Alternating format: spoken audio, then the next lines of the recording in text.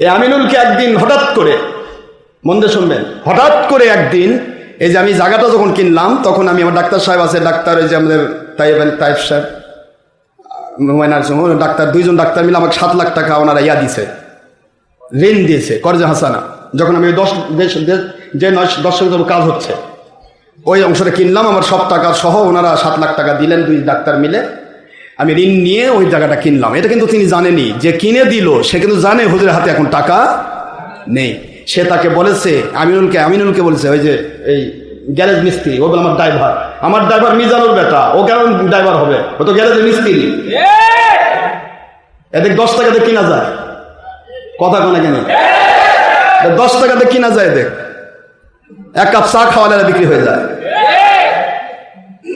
এই গ্যারেজ মিস্ত্রি সে পেলা দিছে, তুমি তো হুজুরের সাথে আছো, হুজুর গাড়ি টাড়ি নিয়ে দিলে, 2 গাড়ি কিনতে, প্রতি 2টা গাড়ি আমি নিয়ে দিছি, 2 গাড়িতে প্রতি মাসে কমের পক্ষে 50,000 টাকা বিল খায় এরা। তারপরে জালেমদের পেট ভরে না। তা আমি বড় কষ্ট পেয়ে কথাগুলি বলছি।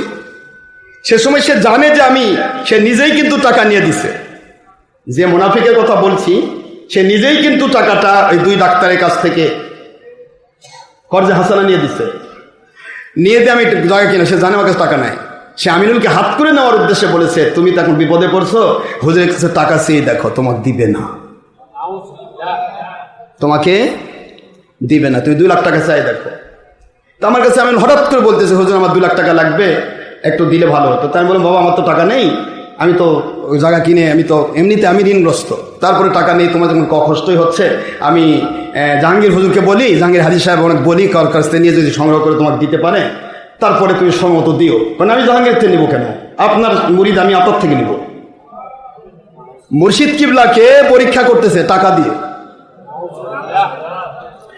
আমি বললাম, আমি তো নাই, থাকলে তো দিব, না থাকলে দিব কোথেকে বলো।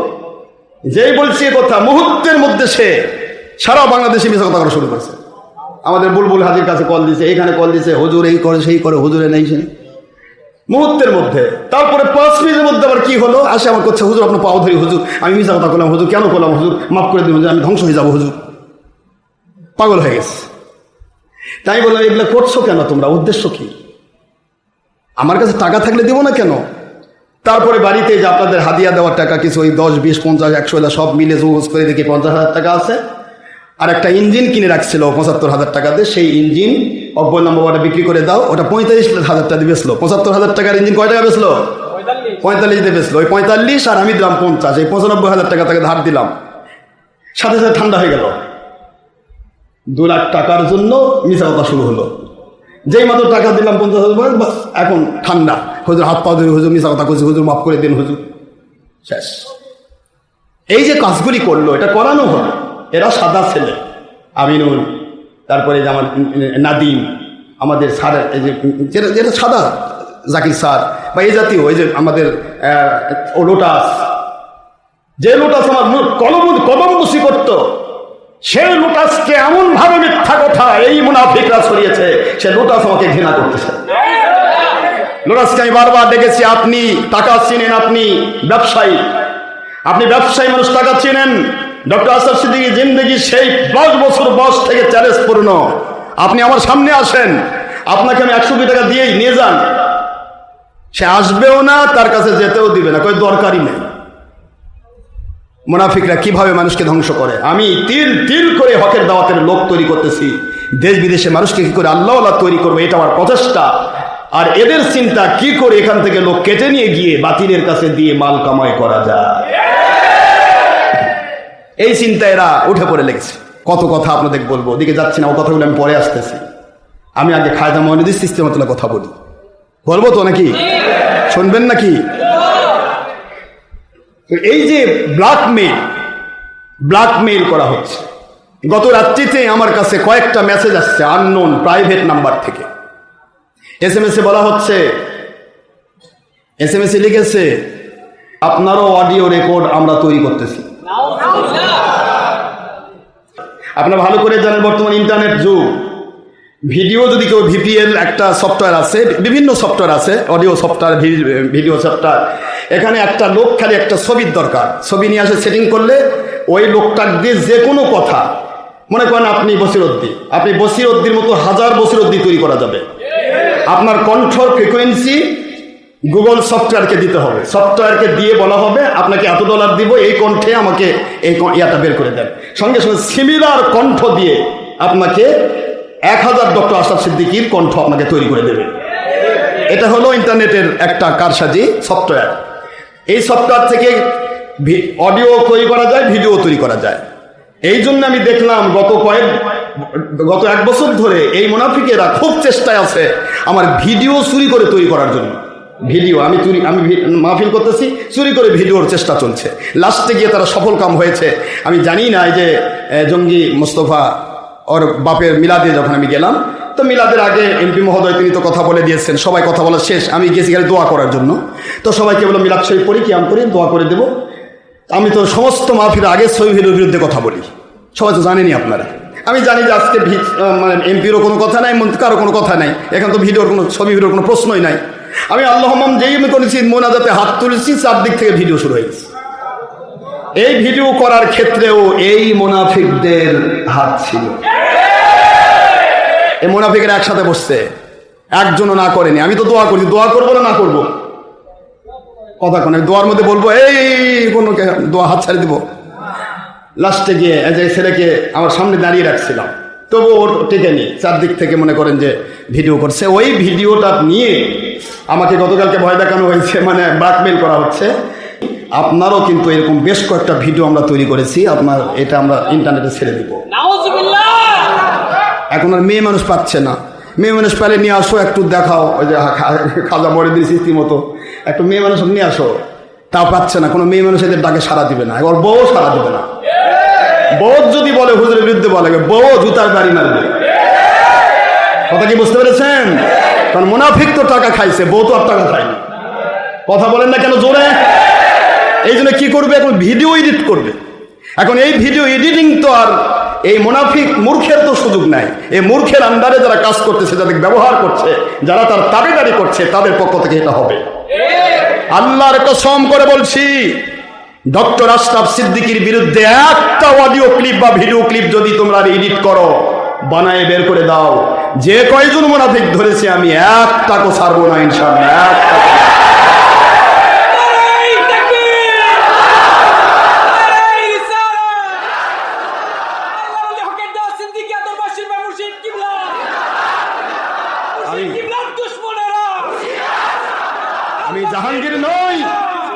আমি জাহাঙ্গীর নই, আমি ডক্টর আশরাফ সিদ্দিকী।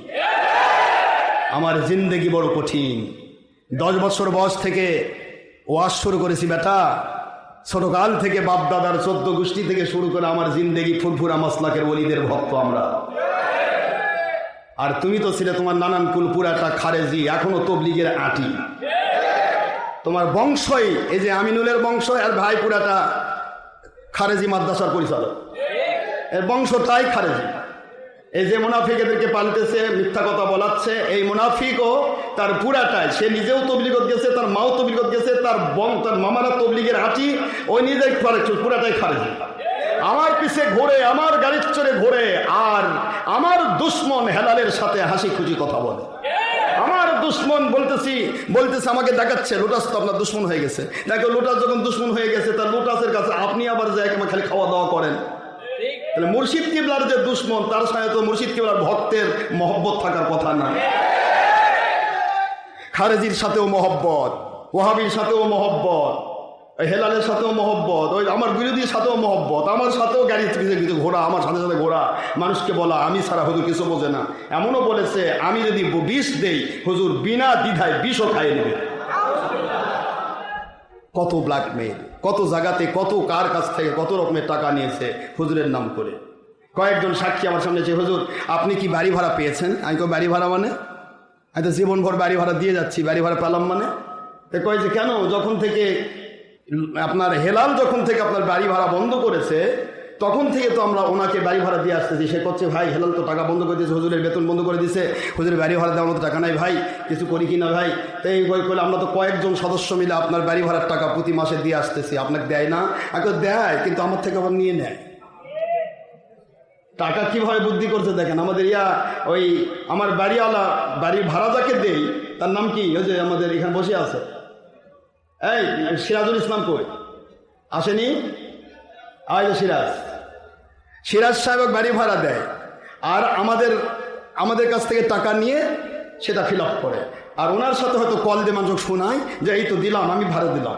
ব্ল্যাকমেইল দেখতেছেন আপনারা? কি টাকার ব্ল্যাকমেইল দেখতেছেন? বাড়ি ভাড়াটা পর্যন্ত আমার নেওয়া, যথেষ্ট আমি এত ফকির হয়ে গেছি, আমি বাড়ি ভাড়া দেওয়া পারতেছি না, কিন্তু বিক্রি করে দিবে আমার, আমি ফকির হয়ে গেছি। এই গ্যারেজ মিস্ত্রি এখনো 50,000 টাকা আমি পাবো, আর সে নাকি বলছে যে আমি হুজুর থেকে 1.5 লাখ টাকা পাবো। মানে সে টাকা পাবে, অথচ আমার থেকে 2 লাখ টাকা ধার নিছে। আপনি চিন্তা করতে পারেন, 1 লাখ টাকা ধার নিচ্ছে, আরে তুমি যদি পেয়ে থাকো তাহলে তো বলবে হুজুর পাওনা টাকা তো দেন। আর এইরকম ধান্দাবাজ প্রতিটা মুহূর্ত শুধু টাকা চিনে, এরা কোনো ইসলাম চিনে না, বড় কষ্ট পায়। সারা বাংলাদেশের আপনারা দেশ বিদেশ থেকে শুনছেন যারা, শুনুন, আজকে সব বড় কষ্টে আমি কথা বলছি। কেন বলছি তা বলবো, কেন বলছি। এত কিছু করার পরেও আমি কিন্তু তাদের মাফ করে দিয়েছি। অনেক কাজ কি করেছি তার ফিনিশিং একটা গল্প শোনেন। এই যে বর্তমান যে জায়গাটা আমরা রেজিস্ট্রি করলাম, গত সোমবারে রেজিস্ট্রি হয়েছে, বুঝতে পারেননি আপনারা? এই রেজিস্ট্রিকৃত জমিটা নিয়ে তাকে আমি দায়িত্ব দিলাম যে আপনি দেখেন তো জমিটা কিভাবে কিনা যায়, কি করা যায়। তাদের কাছে যায়, এসে বলতেছে, আমার কাছে এসে বললো, হুজুর 52 লাখ টাকার 1 পয়সা কম দিবে না। সহজ ভাষায় শোনেন, একবারে ক্লিয়ার কথা, আমি বানানো বাবা আমার পক্ষে, আমি আল্লাহকে সাক্ষী রেখে বলছি, 52 লাখ টাকার নিচে দিবে না। তার মেয়ে বলেছে যে, আমি আবার বললাম যে কেন, তারেককে তো বলছে যে 45 লাখ টাকা হলে তার ছেলে বলেছে দিবে, তা আপনি আবার বলছেন 52 লাখ, ব্যাপার কি? কয় না না, তার মেয়ে বলতেছে আমার বাপ ভাই কি জানে, আমার জায়গা আমি বেচবো, বাপ ভাই কি জানে। মানে বাপ ভাইয়ের কাছে মেয়েকে ব্ল্যাকমেইল করতেছে, বাপ ভাই কি জানে। পরে খবরে দেখা গেল সেই মেয়ে তার বাপ ভাই ছাড়া কোনো কথাই বলে না। মেয়ে বলেছে আমি আমার বাপ ভাই যা করবে সেটাই আমি। গেল বলছে হুজুর 52 লাখ টাকার নিচে দেবে না। কিন্তু প্রশ্ন হলো 52 লাখ টাকাতে না দিলে কি করবে? তারা সাইনবোর্ড দিবে, যে বেশি দাম করবে তাকে দিবে। অথচ সেগুলা কোনো কথাই তাদের ভিতরে হয়নি। পরে তারিখ দিয়ে আমি শুনলাম ও ধরনের কোনো গল্পই হয়নি। কিসের আমরা সাইনবোর্ড দিব? আমরা জায়গা রেখেছি হুজুরকে দেওয়ার জন্য। একদিকে তাদের কাছে বলেছে আপনারা অপেক্ষা করেন, হুজুরের জায়গার দরকার দিবে, এমনি নিবে, আপনি চুপ করে থাকেন। আবার আমাকে সে বলতেছে অত দাম দিয়ে কে নিবে, তাই আপনি চুপ করে থাকেন, 1 বছর দেরি করি। লাস্ট থেকে খবর নিয়ে দেখি তারা বলছে আমাদের সে দাম করেছে 40 লাখ। কয় লাখ? 40 দাম করেছে 40 লাখ, আমাকে বললো 52 লাখ। পরে আবার আমি বললাম ঠিক আছে, তারেককে পাঠালাম, ঠিক আছে দেখেন তোরা যদি 1,2 টাকাও কম দেয়, উপরের টাকাটা কম যদি দেয় তাহলে আমরা রেজিস্ট্রি করে ফেলি। তারেককে তার ছেলের কাছে পাঠালাম, ছেলে তারপরে বলেছে ঠিক আছে, আব্বা বলেছে আমার বোন, আমরা যা করবো তাই আমার বোন করবে, অসুবিধা নেই। আমরা 50 লাখে রাজি হয়ে গেলাম। 50 লাখে রাজি হয়ে গেছে, 50 লাখের এও হয়ে গেল, আমাদের ডিড হয়ে গেল, সব হয়ে গেল। পরে আবার নাকি ছেলে তার কাছে গিয়ে বলছে তোমরা আমাকে সমিনায় ফেলালে আমি 52 লাখ টাকা তো নিয়ে দিয়ে পারতাম, তোমাদের টাকা বেশি হয়েছে, আর আমাকে এখানে সমিনা ফেলালে। এই ছেলে আবার দৌড় দিয়ে এসে তারেকেও বলছে ভাই আমি ওই জমি বেচবই না, যদি আপনারা আরো 2 লাখ টাকা না দেন তাহলে জমি বেচবো না। লাস্টে গিয়ে আবার 1.5 লাখ টাকা বাড়াই দিয়ে সেই জমি আমি রেজিস্ট্রি করে নিলাম। এই হলো ব্ল্যাকমেইল। একটাই শোনালাম, জীবনভর কত ব্ল্যাকমেইল করেছে মালিক ভালো জানে, আর সে ভালো জানে, আমি বলতে যাব না। আমার দেশ বিদেশের যত বিকাশ নাম্বার সব তার কাছে। সেই গ্রিসের নাম্বার, ইরাকের নাম্বার, সিঙ্গাপুরের নাম্বার, মালয়েশিয়ার নাম্বার, সৌদি আরবিয়ার নাম্বার, আমাদের কুদ্দুসের নাম্বার, যত এক কথা আমার দেশ বিদেশে যত মুরিদ যারা ডোনেট করে আমাদের সবার নাম্বার সে কাছে রেখেছে। এবং সব জায়গার থেকেই সে টাকা সবসময় তুলতো আর বলতো যে আমি ছাড়া টাকা কেউ দেবে না,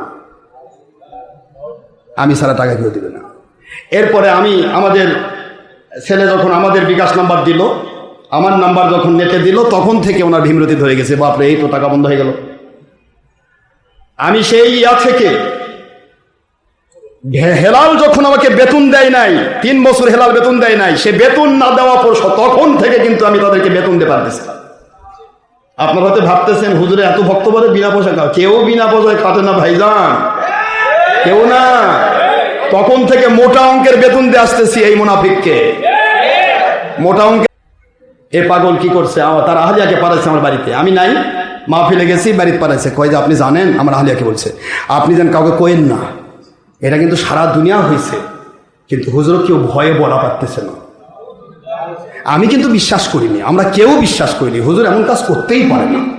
দেখেন মুনাফিক রাত দেখছেন, হুজুর এমন কোনো কাজ করতেই পারে না, আমরা কেউ বিশ্বাস করি না। আপনিও তো বিশ্বাস করেন না, তবে বলেন না এই শর্তে বলবো, শপথ করাইছে, কোরআন দিয়ে শপথ, আমার বউ শপথ করাইছে, আর অন্যান্য যাকে বলছে, আজ পর্যন্ত যাকে বলেছে, যে জাকির সে তারা বলেছে, এ আপনার মেহবুবক বলেছে, লোটাসক বলেছে, যাদের দেখ নষ্ট ভিআইপি গুলা যেগুলা যেগুলো এখানে আসে না কিন্তু টাকা দেয়, কথা বলছেন না কেন, এই লোকগুলাকে কিন্তু ওইভাবেই বলেছে, আগে শপথ করাইছে যে আপনি কিন্তু বলবেন না, বললে কিন্তু বলবো না। এখন বলবো না, বললে বলবো না, এটার কিউরিসিটি থাকে না, কি বলবে কিউরিসিটি। তাই আমার হালে বলছে ঠিক আছে বলবো না, অসুবিধা নেই, শপথই করতেছি বলবো না। আমাকে সেদিন আমার হালে করছে, আমার শপথ ভঙ্গ করলাম, এর জন্য কিছু দেওয়া লাগবে। আমি তাই তো, মিশা কথার শপথ আছে নাকি, মিশা কথার শপথ। তো শপথ এমন করছে যে শপথ করাইছে, আমার কি বলছে, শপথ করায় বলতেছে যে আমরা তো বিশ্বাস করিনি, হুজুর তো এই কাজ করতেই পারে না, হুজুর নাকি একটা ক্লাস 8-9 মেঘ বিয়া করছে। এটা আমরা বিশ্বাস করিনি। ভাগ্য ভালো জেনার অপবাদ দেয় তো আরো খাম হলো না, তাও তো পারত, ওটাও একটা সুন্নত, নবীদের সুন্নত হতো। বিয়ার কথা কইছে, তাও নাচছি গো, বিয়া করা তো 4টা পর্যন্ত সুন্নত, একটা বিয়া, 2টা বিয়া, 3টা বিয়া, 4টা বিয়া, ওলিরা তো সবাই অধিকাংশ 4টাই করছে। এর জন্য তো আমি আপনাদেরকে একবার চ্যালেঞ্জ করলাম যে আমার হুজ্জাতুল্লাহর আম্মা ছাড়া দ্বিতীয় কোনো স্ত্রী আমার নেই, কেউ দেখাতে পারলে তাকে 100 কোটি টাকা দেওয়া হবে, এটা তো বলাই হয়েছে। যাই হোক, কিন্তু প্রশ্ন হলো সে বলছে এইভাবে আমার আহলিয়াকে মানে ব্ল্যাকমেইল করতেছে, বলা যাবে না, শপথ করাইছে, করে তারা কইছে এটা শুনে দিছে। এখন বউ তো তাই তো ভাবে যে কিনে আমার স্বামীকে আমি চিনি, সে তো কোনোদিন, সে বলছে না কোনোদিন হতে পারে না, এটা কোনোদিন হতে পারে না। তা বলছে হতে পারে না, আপনি আরো সাক্ষী চান। এবার আরেকজনের বউ নিয়েছে, আমি নাম বলবো না, থাক, সলবুল্লাহ আমার ভক্ত, তার বউ ডাকছে কল দিয়ে, তার বউ আসে, হ্যাঁ ঠিক আছে। তারপরে সেটাও আমার হাতে বিশ্বাস করেন না, এটা সম্ভব না, আমার স্বামী তো আমি চিনি। তারপরে আবার বলছে তার স্বামীকে আবার কল দেওয়া হয়েছে, স্বামী কল দিয়ে বলছে যে কন তো, স্বামী আবার মোবাইলে কয়ে দিচ্ছে যে হ্যাঁ এটা প্রমাণ আছে তো, হুজুর বিয়া করছে। আমার আহলিয়া তো মনে করেন যে এখন 3 জনের সাক্ষী পাইছে, বোঝেননি প্ল্যানটা? দেখেন প্ল্যানটা কিন্তু আমার এই সবলখোর মুনাফিকের, কিন্তু এই মুনাফিক কাজ করতেছে কাক দিয়ে। পরে এই ঘটনা তাকে বললাম যে এই কাজটা আপনি কেমনে করলেন, আমার আহলিয়া এরকম ভাবে আমার সংসার নষ্ট করতে যাচ্ছেন আপনি, আমার জিন্দেগি সংসার আমার আহলিয়াকে নিয়ে, আমার ফাতেমার আম্মা, আমার সিদ্দিকার আম্মা, আমার হুজ্জাতুল্লাহ আম্মা, 3 সন্তানের আমি জনক, আমার আহলিয়া, আমি তাকে কত মহব্বত করেছি, সে আমাকে মহব্বত করেছে, আমার ভাইয়ের বাবা পছন্দ করে আমাকে বিয়া দিয়ে দিছে, আলহামদুলিল্লাহ বলেন। কিন্তু এত মহব্বত করে সে, তার নাম ছিল শেফালি, একটা নায়িকার নাম শেফালি ছিল, নায়িক নাকি গায়িকা শুনছিলাম, শেফালি ঘোষ, আমি নামটা পাল্টে দিছে, শেফালি ঘোষ তো হিন্দুর নাম, এটা কেন আপনার নাম থাকবে? আলাদাভাবে আবার আকিকা দিয়ে তার নাম রাখছে আকলিমা আশরাফ, আমার আহলিয়ার নাম। আমি এত মহব্বত করে যে স্ত্রীকে আমি ইয়া করছি, আর তাকে নষ্ট করার জন্য, এই জন্য কি আমি আপনাদেরকে আমার বাড়ির সাথে সম্পর্ক করার ক্ষমতা দিছি? আমার স্ত্রী এত কষ্ট পাইছে, সে বলতেছে আমার বাড়িতে যারা কোনো মহিলা না আসে, কোনো মহিলা আসলে আপনার সাথে তো দেখা করবে না, কোনোদিনও নয়, কিন্তু বাইরে গিয়ে বাতিল ফেরার কাছে বলে দিতে পারে হুজুরের বাইরে গেছিলাম, হুজুর আমার সাথে দেখা করছে, এটাও করতে পারে, এদের সব সম্ভব। এমনকি বউ দিয়ে ওরা ব্যবসা করতে পারে, বলবে যে হুজুর বউ নিয়ে গেছে, বউ তো নিয়ে গেছে, তা আপনার বাড়ি, আমার বাড়িতে আছে কিন্তু বউ নিয়ে গেছিলাম দিয়ে খেয়ে গেছে। মানে মুনাফিক যখন টাকা খায় তখন তার মাথা পাগল হয়ে যায়, এদের কিছু করা যাবে না। আমার আহলিয়া বলতেছে খবরদার আপনি যেন কোনো মহিলাকে আসার অনুমতি না দেন। এই তখন থেকে আমার বাসায় সকল মহিলা আসা কি নিষেধ। আমি আল্লাহর লাখো শুকর, আমার আহলিয়া তো বিশ্বাস করে না, আলহামদুলিল্লাহ প্রমাণ হয়ে গেছে। কিন্তু প্রশ্ন হলো এটা করার উদ্দেশ্য কি, এত কিছু করার উদ্দেশ্য কি? আমি সেই কথাটা নিয়ে আমি গতদিন সবে কদরের রাত্রিতে আমি আপনাদের মাহফিলের পরে, দেখেন আমি তাদের ভালোবাসি, ইসলামী শরীয়তে আছে যে কষ্ট দেয় ভালো ব্যবহারের বিনিময়ে ভালো ব্যবহার নয়, বরং খারাপ ব্যবহারের বিনিময়ে ভালো ব্যবহার হলো ভালো ব্যবহার। তো তারা যে আমাকে এত কষ্ট দিয়েছে, আমার বিরুদ্ধে এত মিথ্যাচার করেছে, এত অন্যায় করেছে, ব্ল্যাকমেইল করেছে, তারপরেও আমি তাদেরকে ভালোবেসে ডেকে নিয়ে আমার সাথে নিয়ে আমি ইফতার করালাম। সেদিন শুনছেন, অনেকে দেখেছেন, আমি নিজে ডেকে নিয়েছি, আসেন আমার সাথে ইফতার করেন, যাতে আমার প্রিয় মানুষ আমি তাকে কাছে রাখলাম। ইফতার করালাম। লাস্টে গিয়ে ভালোভাবে মাহফিলের শেষে ডক্টর সাহেবের সামনে সবাইকে নিয়ে আমি শুধু একটা প্রশ্ন করলাম যে আপনার কারণটা কি, উদ্দেশ্যটা কি? আমি জানি দীর্ঘদিন থেকে আপনারা আরেকটা দরবারের দাওয়াত দিচ্ছেন, আপনার আহলি আরেকজনকে দাওয়াত দিছে, মহিলাদেরকে দাওয়াত দিছে, অনেক মহিলাকে দাওয়াত দিছে। সেই মহিলা তার স্বামীকে বলেছে, স্বামীরা আমার কাছে বলতেছে হুজুর অমুকের আহলিয়া কিন্তু মানুষকে অন্য ইয়ার দাওয়াত দিচ্ছে। আমি দেখ না কে, আমি তো আমার ঘোষণা দিয়ে দিছি, আমার মুরিদ সারা দুনিয়াতে আমার আল্লাহ লাখ লাখ কোটি কোটি ভক্ত দিয়েছে। এই ভক্তগুলির যতগুলা ভক্ত আছে সবাই যদি মনে করে আশরাফ সিদ্দিকীর আমার দরকার নাই, আমি অন্য এক ভণ্ড ভেরে মুরিদ হব বা খারেজি হয়ে যাব, আমার তো আপত্তি থাকার কথা না, আমার কোনো কিছুই না, সমস্যা কি?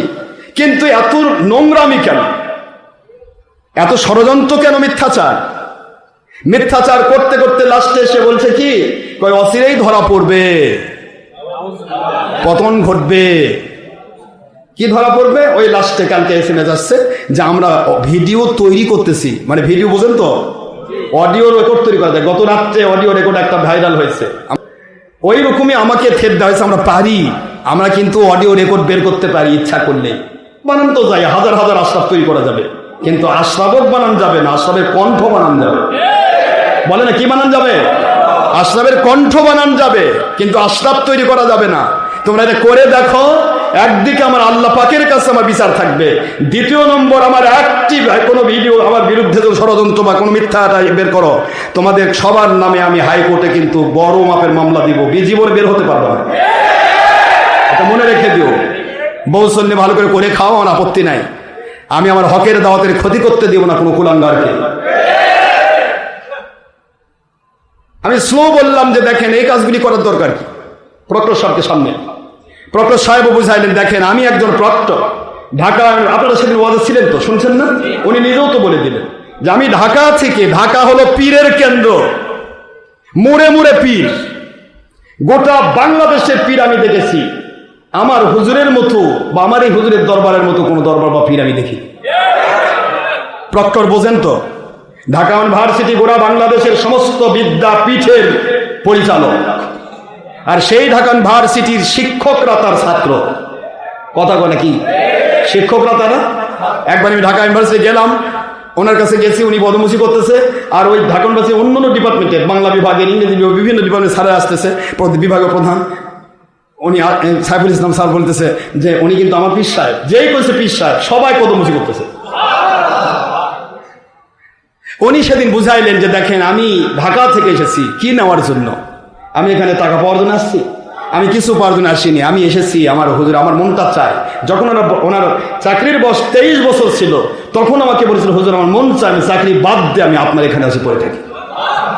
আমি বললাম না, এটা করেন না, ঢাকা ইউনিভার্সিটিতে আমাদের প্রয়োজন আছে, ওখানে অনেক শিক্ষক, অনেক ছাত্রকে আপনি আল্লাহ আল্লাহ তৈরি করতে পারবেন, আপনাকে কাজ করতে হবে যত কষ্টই হোক। এরপরে দীর্ঘদিন প্রভোস্টের দায়িত্ব পালন করলেন, এখন বুদ্ধিজীবীদের অন্যতম এক বুদ্ধিজীবীর পোস্ট পেয়েছেন এবং ক্লাস 1 সর্বশ্রেষ্ঠ একজন সচিবের র্যাঙ্ক পেয়ে গেছেন। তাই আমি বললাম যে আর চাকরি কত এখন আসবে? আমি বললাম না, চাকরি শেষ করে, তবু বলতেছে আমি 7-10 বা 10 বছর বাদ দিয়ে আর করবো না, বাদ দিয়ে আসবো। তো যাই হোক, এই ব্যক্তি চিনল, শিক্ষকদের শিক্ষক চিনল আমাকে, আর আমার শিক্ষকরা শিক্ষক হয়ে গ্রাম্য ভিলেজ পলিটিশিয়ান এক নাদানের ভক্ত হয়ে চামচাগিরি করতেছে আমার ছাড়েলা। ঠিক আপনাদের লেখাপড়াকে, ঠিক আপনাদের বুদ্ধিকে, ঠিক শত ঠিক। আপনার পীর চেনেন না, ওস্তাদ চেনেন না, কার বায়াত হতে হয়। আরে একই দরবারে মনে রেখে দিতে হবে, এই আমার এই দরবার এবং এই মসজিদে এখানে গ্রুপিং করার মূলেই হলো আনোয়ার হাজী। যত গ্রুপিং তার।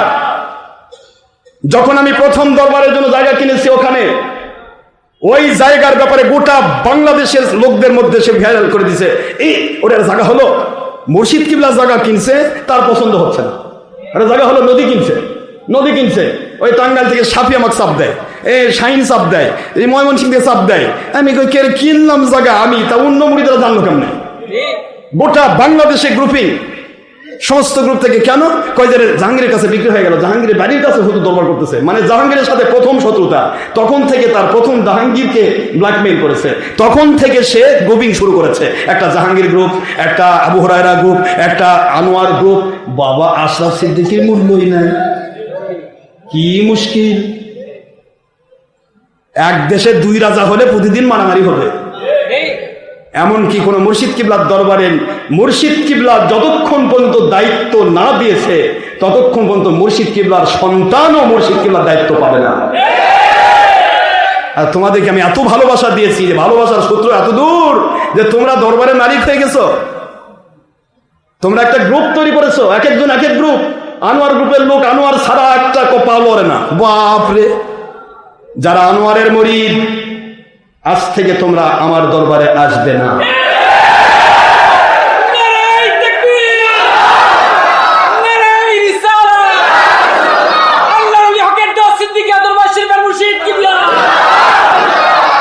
যারা আনোয়ার হাজির মুরিদ তারা আমার দরবারে প্রয়োজন নেই। তোমাদের পীরের দরকার নেই, তোমাদের সগলখোর মুনাফিকের প্রয়োজন। চলে যাও। আই হ্যাভ নো অবজেকশন আপন ম্যাটার। আমার কাছে কোন রকমের শয়তানির সুযোগ নেই। আজ থেকে সময় দিলাম, অনুরোধ করছি আমার বিরুদ্ধে দ্বিতীয় কোনো ষড়যন্ত্র, দরবার নিয়ে দ্বিতীয় কোনো ষড়যন্ত্র, কোনো প্রকার ভিডিও এডিট করা ভিডিও, মিথ্যা ভিডিও, অডিও রেকর্ড বিভিন্ন যে কেউ বের করে, এ তো বেনামি হয়, এগুলা তো কোনো ইয়া থাকে না, লাওয়ারিশ, অর্থাৎ সন্তানের যেমন যেগুলা সন্তানের বাপ নাই, এগুলা যেরকম এই ভাইরাল হওয়া যে ভিডিওগুলো তৈরি করা হয় এগুলাও কিন্তু কোনো ইয়া থাকে না, এগুলি হলো বেনামি। কথা কি বুঝতে পেরেছেন? এগুলা দেওয়া হয় বেনামি, মানে ইয়া ছাড়া, ফেক ফেক ফেক আইডি যাকে বলা হয়।